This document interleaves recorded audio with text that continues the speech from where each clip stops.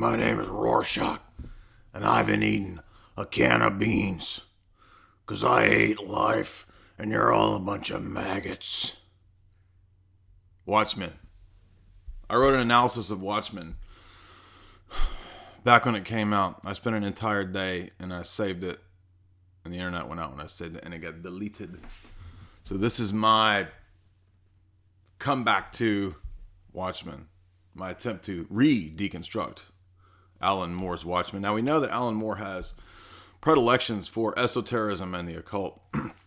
He's in fact very open about this, and so this is one of the key prime examples of esoteric Hollywood and the philosophy of mysticism, hermeticism, alchemy, and the occult influencing major Hollywood films. The film begins with the smiley face. We see the smiley face, and I know that this is symbolic of one of the characters, but I wonder at times if there isn't more going on here, because we know that there have been the smiley face killers, and William Ramsey has done a lot of analysis of the smiley face killers. I don't exactly know what to make of these so-called smiley face killings and killers, but it's a very bizarre phenomenon, and I think that it's possible that Alan Moore or whoever included this as part of the symbology. And so I would say that keep that in mind as we move through this series. Now this series has been put out with, I think, a black guy who is gay, which is fitting the ethos of Alan Moore. The ethos of Alan Moore is Crowleyan. He talks about how in his own life he felt that he got to a certain stage where he couldn't draw any better or tell stories any better, and so he felt that the rites of ceremonial magic took him to another level of his artistic practice. So there's very self-consciously an esoteric approach here, the idea of apotheosis, which is what undergirds the Crowleyan scheme of Thelema. But let's talk about the Cold War. And as you see, I have my butt cut, which is here to help guide you through the middle path of two extremes. We got the bangs on this extreme, and we got the bangs on this extreme, and the butt cut guides you down the middle. Because the year is 1985, and it's the Cold War, and as you know at JaysAnalysis, we've discussed the Cold War as a giant psychological warfare operation many times over for many years, and this is taking place in an alternate world where Nixon is president, right? And some writers have even pointed out the possibility of Nixon's, this being an Typhonian, esoteric, occult, Thelemite type view, right? The Typhonian order. I don't know if that's true, but some people have pointed this out because Crowley did talk about doing this, the victory symbol. So that's possible. But Dr. Manhattan, who is Dr. Manhattan? Well, he represents multiple things and represents multiple levels of reality. He is on the one hand the demiurge, because he's the, again, Deus Ex Machina, as we just saw with V'ger from Star Trek the Motion Picture. And he is the narcissistic, self-absorbed, apotheosized man who, through random mutations, has become a sort of passive archon, a passive deity who doesn't care. He could step in to fix things, but he just simply doesn't give a dang. Meanwhile, the U.S. is in the Cold War and has achieved multiple victories through essentially utilizing Dr. Manhattan. Now, Dr. Manhattan stands for the Manhattan Project, of course.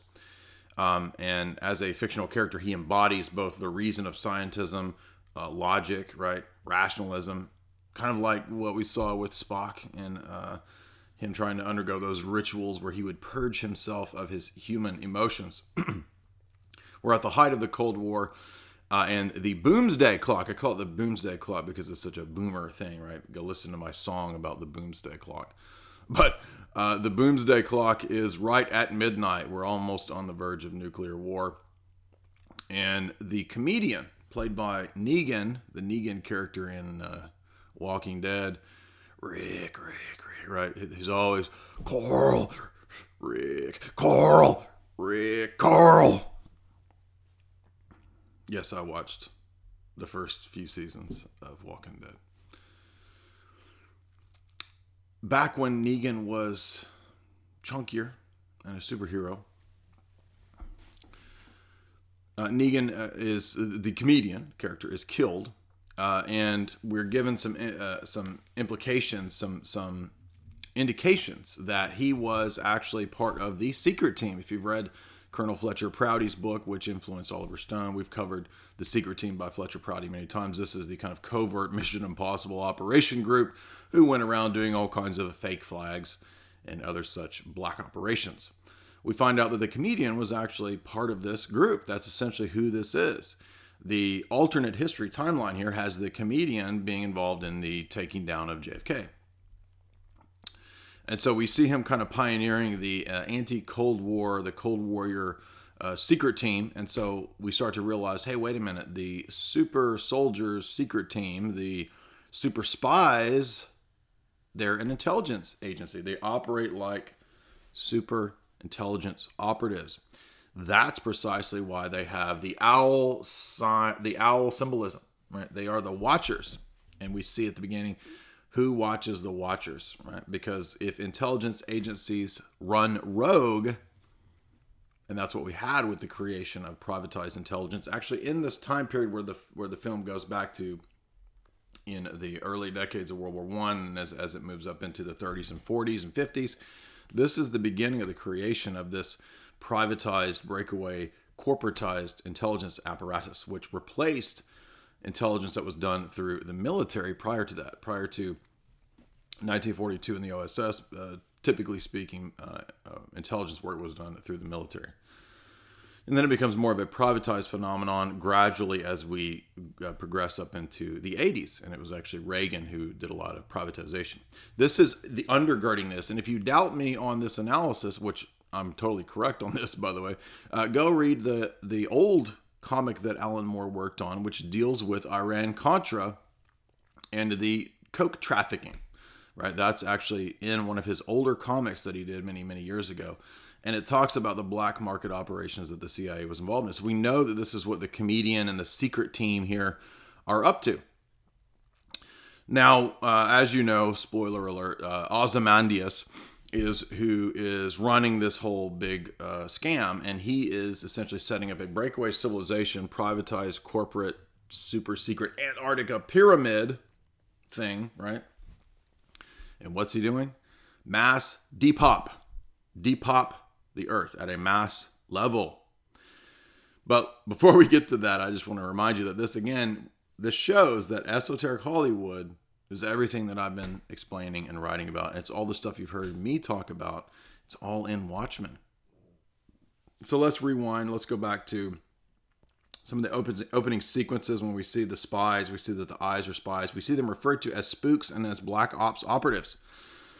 Rorschach is our detective, gritty noir character.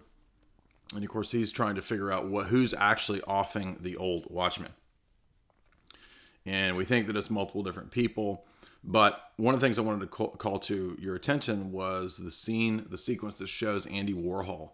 We see during this Cold War period a bunch of figures of the counter-establishment, the 60s anti-war protesters and so forth. And who we're actually seeing weren't really people who were anti-war and anti-establishment. People like Andy Warhol were actually fostered and funded by the CIA. That's well known now. You can read the book Cultural Cold War, right? The CIA and the Cold War by Francis Stoner Saunders. And so, again, this brings to mind the Owls of Bohemian Grove. That's who's in the background. Nixon was at Bohemian Grove. Nixon is who's running the Owls to watch Ozymandias, you see. The Owls of Bohemian Grove that we know so much about now since, Dark Secrets inside Bohemian Grove. They are in the background doing all this stuff in the real world, right? That's part of the military-industrial complex in the real world. And in this fictional timeline, we're being told, again, what's really going on in our world through this fictional storyline. And this is actually the case in most of Alan Moore's stories. If you think about something like From Hell, the Jack the Ripper story is telling you about the masonic side of Jack the Ripper, the ritual elements of Jack the Ripper. So we know they're spooks. We know that they are supposedly keeping democracy alive, whatever that means. And we see some background of the comedian busting a guy called Moloch. Moloch was an underground figure who actually looks just like LaVey. There's a scene where we see Moloch being busted by the comedian, and he looks just like Anton LaVey. I think that was intentional. I don't think he's supposed to represent LaVey, because we later find out that the Moloch underground character was actually a member of the Jesuits. There's a scene that passes very quickly where it shows his mail, and he's actually a member of the Jesuit Fellowship.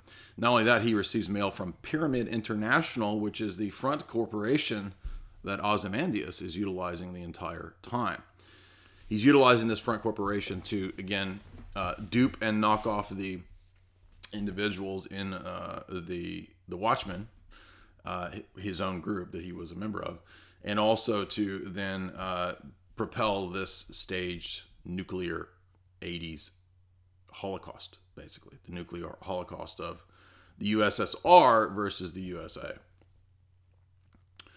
And so what's weird about this is that it's actually Bohemian Grove that was really actually involved in this. Bohemian Grove did involve corporate elites fostering and funding and essentially engineering the Cold War through entities like the Rand Corporation. And we've covered that many times in our series and our lectures on Rand Corporation and DARPA and so forth.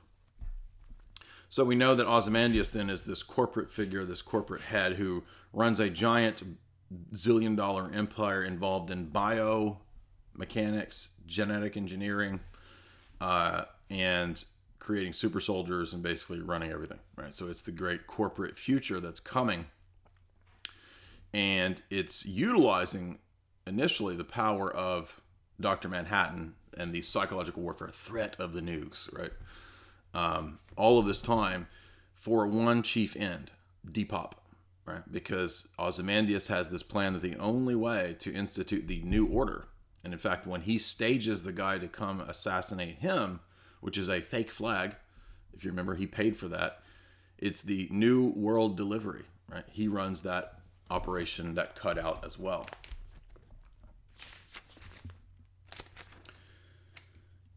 In many sequences we see in this alternate timeline, the towers, the two that you know about, still visible. I think that's intentional. We see things like the Rockefeller Research military base, so telling you that the Rockefeller family is really who's in the background of this. And I would actually say that many of the names, just the names themselves in this series, are relevant. We know that with other Alan Moore works like V for Vendetta, right? With Evie, right? Eve. And we know that V is said in the comic to represent Satan. And so likewise here, we have names that come up that are very relevant. Moloch, right? The ancient deity of sacrifice, human sacrifice. We have him, the Moloch character is spoken of as a creeper, Pedo, right? We have the Pyramid International. We have the character Hollis Mason. We have the Owls. We have all of these phrases that keep coming into play here, including Rorschach himself, right? Rorschach tests. What are they all about? Well, they're about psychologically profiling. They're about knowing people's traumas, and actually in most of the characters' lives, we actually see in their youth how they were traumatized. And so we're seeing that one of the key ways that human beings are controlled is through trauma-based mind control. Rockefeller Military Research, right? Over and over and over, we see these phrases that keep coming up. Pyramid, Ozymandias, and again, so the return of the pharaohs is spoken of as the essentially deification of man that's supposed to occur in this occult worldview. It's all laid out in this movie very clearly once you know what's going on. In fact, Dr. Manhattan himself has the sun symbol, right, on his third eye. His third eye is the sun symbol. And so this represents the achieving of the control of matter itself, right, of power itself. The essence of power and energy, controlling energy, is what this is all about.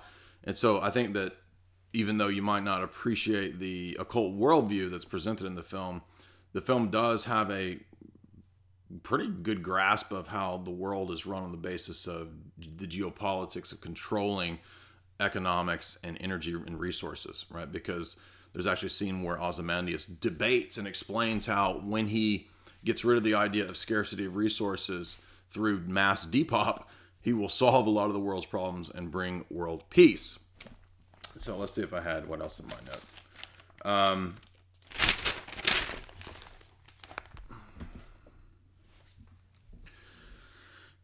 I think the theology here is consciously Crowleyan, because the closest thing to a deity that we have is Dr. Manhattan, and he's an uncaring, cold, he's an uncaring, cold, calculating deity who doesn't care about mankind at all. He mouths some jibber jabber about quantum mechanics, but in fact, we're told that he himself is the psyop, and the whole movie is full of like boomer musical greats, Leonard Cohen, like what boomers love, right? Bob Dylan, ooh, like a rolling stone,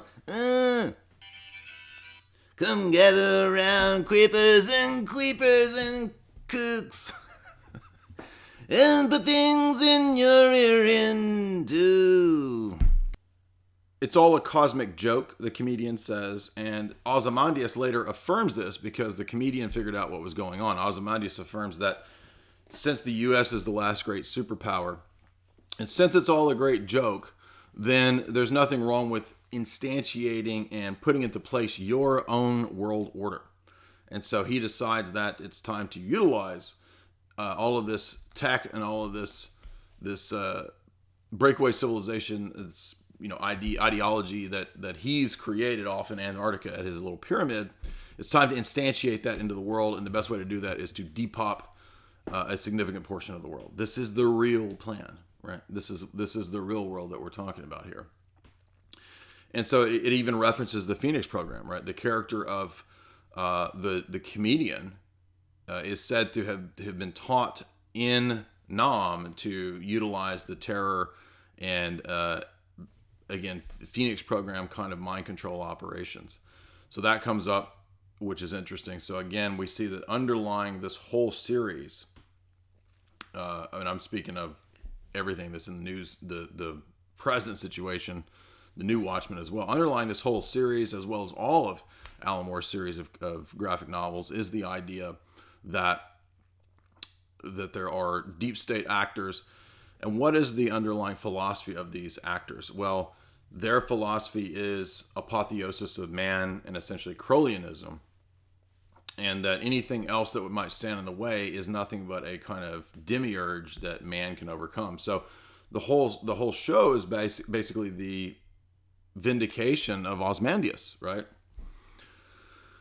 And that's even clear when you have the coitus scene and you have, Leonard Cohen coming on singing about Hallelujah, right? So God's name is invoked at the very sequence when there is the coitus scene.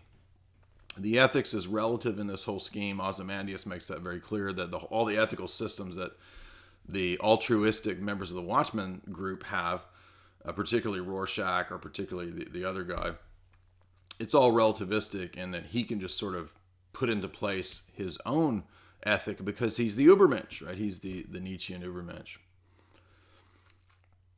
Dr. Manhattan is essentially representing, again, just technological power and prowess, right? He basically creates a giant chariot which he can fly through the galaxy. He goes and rests on Mars. He represents war and victory in war. In fact, right, he's the reason that the U.S. was victorious in Vietnam, is because there's a sequence where they play the Ride of the Valkyries, I think, and that's actually what, as a form of psychological warfare, if you watch the movie Apocalypse Now, you'll see that sequence. That's actually what was really done by the U.S. was blasting to the indigenous peoples there, the Viet Cong, through these giant speakers. They would blast the Ride of the Valkyries, and it just blew these people's minds, right? It was something that terrified them because they'd never heard anything like that. So Superman exists, we're told later on in the show, on one of the TV shows in the movie, and he's an American. So America is the superpower. It is the Superman. It is Dr. Manhattan. but it can't do anything because it's all focused on quantum, reign of quantity, right? This is the flaw that Dr. Manhattan comes to realize towards the end of the film, as he says that I actually realize there are miracles now because, the Malin Ackerman chick that he falls in love with, or used to love when he was human, he realizes that she was a birth, right? So that her birth came to be through a series of events that are, in his mind, originally totally determined, totally causally determined. Not there's nothing special about that. It's just a series of random events. But then he realizes that how could that even be possible? How does the world make sense if everything is a purely series of causally determined events?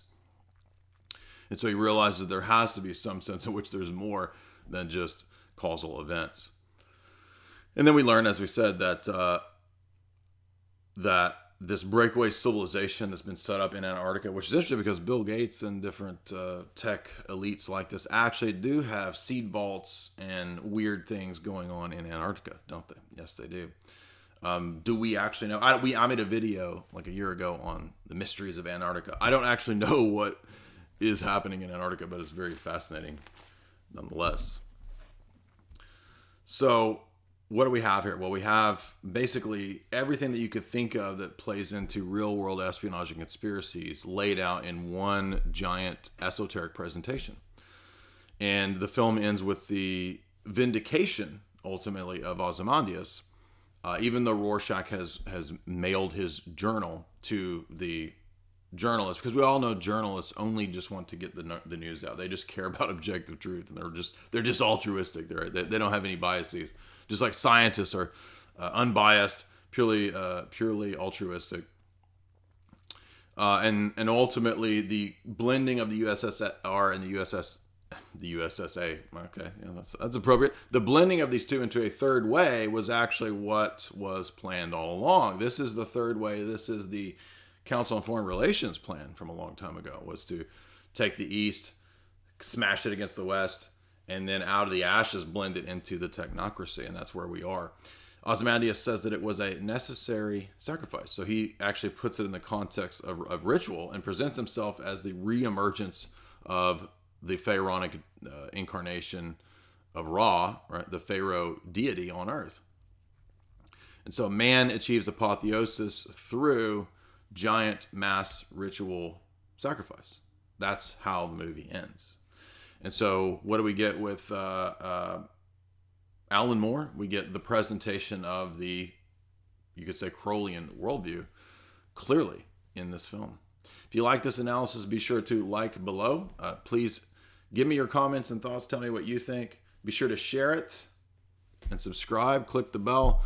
And if you want more in this vein, you can get my book, Esoteric Hollywood, Sex, Cults, and Symbols in Film, where I have been writing about this subject of the weird and the esoteric and cults in film and in Hollywood for the last 11 years, now codified into 2 books, Esoteric Hollywood 1 and 2, both 400 pages, 300 plus footnotes in both texts. So click that below and be sure to follow me and listen to my Bob Dylan song. If you like this analysis, be sure to click subscribe and give me a thumbs up down below. Also, be sure to check out JaysAnalysis and definitely click the bell down below to be sure you get the updates.